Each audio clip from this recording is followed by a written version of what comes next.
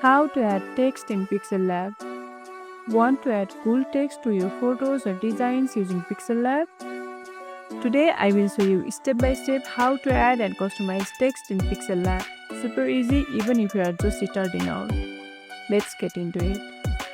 First, open the PixelLab app on your Android device. You will see a blank canvas with the default new text box.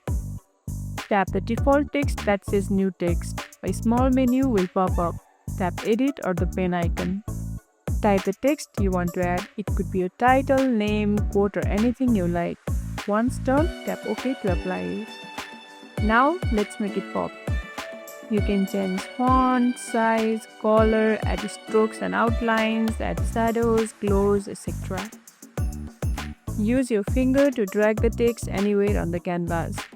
Pins to resize or rotate it easily with two fingers. And that's it, you just added and customized text in PixelLab. If you found this tutorial helpful, don't forget to like this video, subscribe and tap the bell icon so you never miss an update. See you in the next one.